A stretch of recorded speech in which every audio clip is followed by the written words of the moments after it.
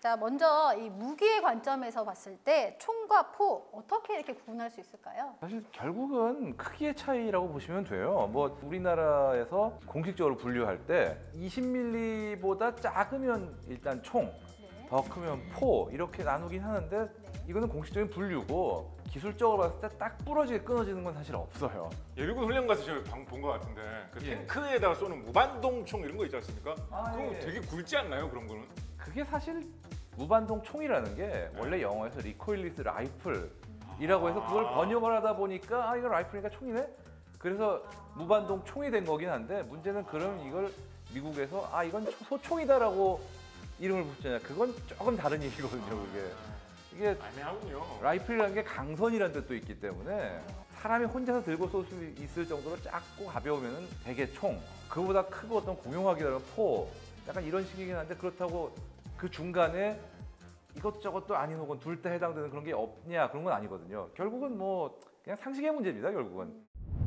총알의 크기로 그 총과 포를 이렇게 나눈다고 말씀을 하셨는데 역사적으로 보면 총과 포 중에서 어떤 게 먼저인가요? 우리나라 모든 대포의 어떤 아버지라고 할 수 있는 인물, 한국에서 처음으로 화약을 개발해가지고 도입했다라고 역사적으로 잘 알려진 인물이 고려시대의 최무선이라는 분이시죠. 1380년에 왜구들이 쳐들어와가지고 왜구들이 모여있던 배가 한 500척 정도가 모여 있었다 그래요.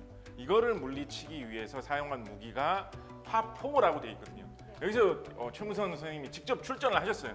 그러니까 우리 이런 고려시대 같았으면 이제 두 분이 실전에서도 막 가셨어야 됐던 거죠. 개발했으면 네가 와서 직접 싸워 이렇게 되는 게 시대였는데 그때 사용했던 무기가 화포라고 되어 있습니다. 우리나라 역사에서는 제일 먼저 등장한 거는 총과 포 중에는 포가 아닐까 싶은데요. 조선시대로 넘어오면 이제 본격적으로 이런 화약 무기들이 많이 사용되지 않습니까? 근데 조선시대에 사용됐던 무기 이름을 보면 천자총통, 지자총통, 현자총통, 이게 총통이라는 말을 많이 사용하거든요. 이게 뭐 포통이라고 하지 않습니다. 총통이라고 사용을 해요. 그게 실제로 나중에 가다 보면 조선시대의 이지라는 분이 승자총통이라고 해가지고 대포처럼 생겼는데 굉장히 조그만해가지고 개인이 총처럼 쓸 수 있는 무기를 실제로 개발하기도 합니다. 어떻게 보면 이지라는 이분이 또 우리나라 모든 총의 어떤 아버지라고 하실 수 있는 그런 분인데요. 이분 나중에 이제 병조판서를 제수되셨기 때문에 국방부 장관의 반열에까지 올라가신 분이거든요. 제가 보기엔 두 분도 약간 노려봐도 되지 않을까 이런 생각도 좀 해보는데요. 그래서 조선시대 때는 또 총이란 말을 이렇게 또 많이 쓰던 시기가 있었어요. 만약에 내가 조선시대에 군대에 입대했는데 야 너 오늘은 훈련할 때 딴 거 아무것도 안 하고 그냥 총 한 대만 들고 다니면 된다. 그럼 아싸 좋아하면서 이렇게 가보면 사실은 대포 한 대를 들고 다녀야 되고 이런 일이 발생하는 게 이제 조선시대의 용어였다라는 거죠. 그래서 그때 당시에 약간의 그런 좀 애매한 시기가 있었는데 이제 본격적인 거는 임진을 한 이후에 이제 조총이라고 하는 일본군이 많이 사용하던 무기에 굉장히 충격을 받아가지고 조선에서 본격적으로 조총이라는 무기를 많이 도입하면서 아까 말씀하신 대로 총은 좀 개인이 들고 다니는 약간 좀 구경이 작은 거고 포는 여러 명이서 같이 쓰는 좀 큰 무기가 포가 아니냐 이런 식으로 좀 정리가 되지 않는가 싶습니다. 유럽 같은 경우는 일단 포가 먼저고 그 포를 줄인 게 총. 약간 좀 그런 흐름으로 많이 가거든요. 그래서 아시아 쪽도 대체로 그런 쪽으로 가지 않나 추정을 하는데 예외가 있어요. 일본. 총부터 받아들이고 그 다음에 거기서 포가 확장된 약간 좀 그런 경우거든요.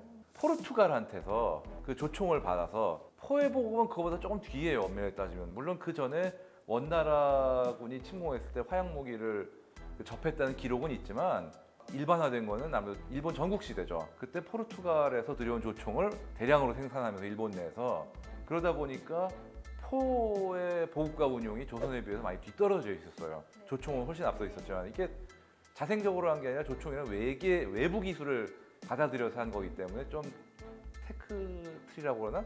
그게 좀 다른 나라들하고 다르죠.